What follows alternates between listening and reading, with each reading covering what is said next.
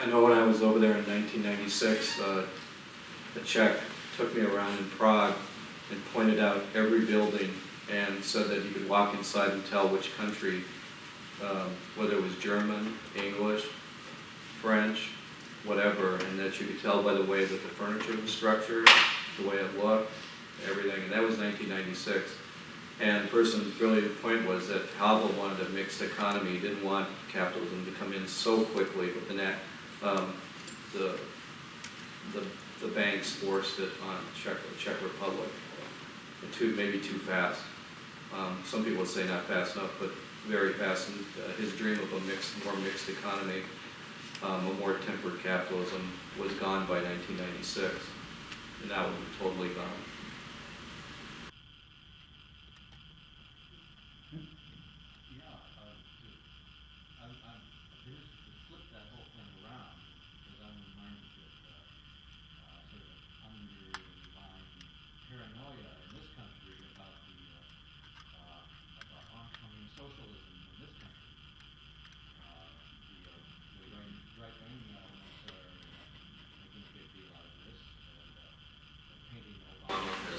Socialist. Well, yeah. Well, I don't want to get into the political debate about this, but I would love to. I would love to on one hand, but I know, and it's always been here when 20 years ago, and now it is the same thing, maybe even more than 20 years ago. Socialism is basically a swear word in the United States. You know, if you want to really make kind of a illogical comment, and you might say, oh, this is socialist, and this is a socialist thinking, and there is no fighting it out. I believe, there are different kinds of socialism, definitely, and if I see our economy somehow, what we were hoping, very often people ask us now, the student leaders, 20 years later, we have it in the news, my colleagues have it in the news back home, are you happy with what has happened, what Czech economy, Czech society has turned into? And many people say, not really, not really. We have, just as Jim said, we have embraced the ruthless capitalism, the primitive capitalism. We were somehow pushed towards it. Sometimes we just did not pay enough attention. But what we were hoping, what we were believing, still believe, idealistically, is a kind of socialism they had in Sweden, the Swedish state involvement in major issues in a society.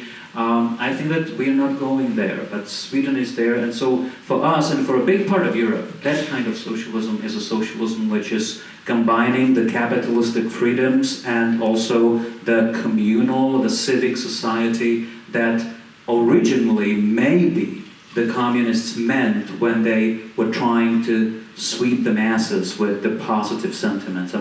There is no. Sometimes when we look at communism as an evil thing, evil force, you must have to ask yourself, how come it has enchanted so many European and Western intellectuals for such a long time, and still today it is. Marx is still a great authority in the economic thinking in Europe. And even in some leftist universities in the United States, even though it's academic, so it is not so dangerous. It never makes it into the mainstream politics. And the reason is they believed in the civic society and the community, in the mutual support of people, of which, going to the tricky thing, the public healthcare system is a part of. So I think that I was always surprised how irrational sometimes the discussion becomes in the United States about socialism. I think that there is a guttural feeling, the guttural fear of the word, of the concept, and sometimes it is used as simply a weapon against any reasonable argument. But I have heard Obama being called other worse things than a socialist. I've heard him being called a fascist, and I don't know what. And that's one of the discussions we've had. It seemed to me that Obama is much more liked outside of the United States than in the United States now and then, because when you look at the support of European countries for Obama, it's just sweeping. Everybody was happy. And that's my last remark. I remember I was talking about it already when we all stayed up at till the early morning hours back home during the elections to see who will be elected, hoping that Obama will be elected. Many of the world were, a big part of the world was. I went to work the next morning. I was then having a course at the job center, and I was like, a lot of people were sleepy there. I said, "What were you doing?" He said, "Well, we were watching the American elections." I mean, they never pay so much attention to Czech elections. They couldn't care less. These people are idiots, but you know, Americans, I mean, they have Obama, and McCain was a likable guy too. You know, as a person, I mean, you just like him. And this lady, she says, "You know what? You know, when I found out about Obama, I was crying. I was crying, you know, like a baby." I said, "You were crying that Americans have a new president?" She said, "Yeah, he's so wonderful." I felt so sorry that we have that idiot up there. And I was so proud of Americans, you know. A common Czech woman at the job center, she is like working as a job center assistant or something, like job placement officer. She was crying because we had elected Obama, because he's so wonderful, you know, and we have an idiot.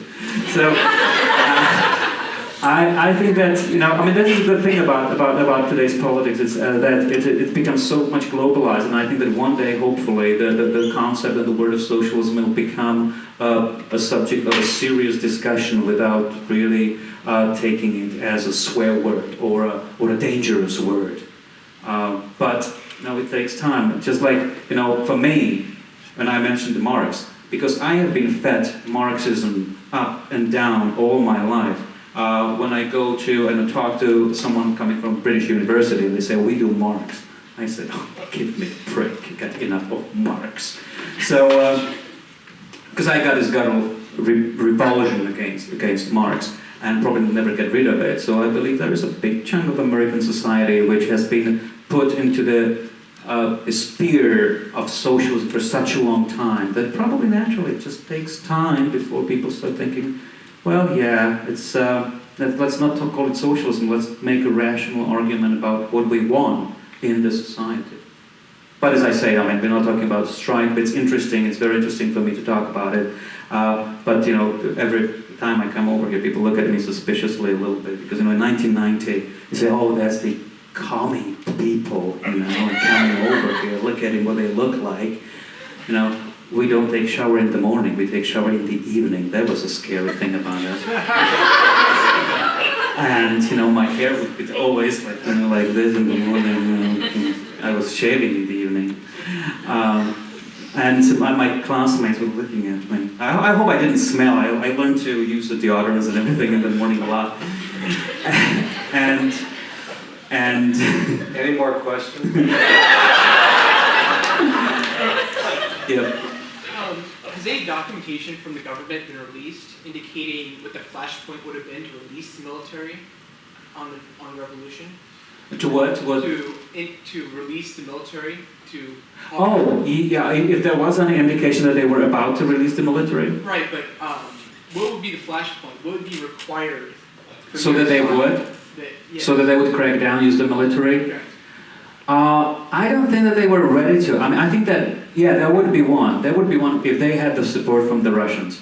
That was the only thing. The Russians were supposed to, and that's what the Eastern European governments believed and always held against Gorbachev. I mean, they said he left us alone. He would come to all these Eastern European countries and say, "These are your countries. I mean, you have been looking at us or asking for our support for such a long time. We're withdrawing that. We have our own troubles, and you do your own thing." And then all of a sudden, they didn't know what to do. That's why they did neither in Germany, nor in Poland, nor in Hungary, and they didn't do it in Czech Republic. Only the Romania, but Romania was a crazy country. No, Ceausescu was really a crazy dictator, and so they just got off hand. Otherwise, the civilized part of Central Europe. If there's somebody who's Romania, I apologize. Okay. That was the case. The Russians said do it. They would do it.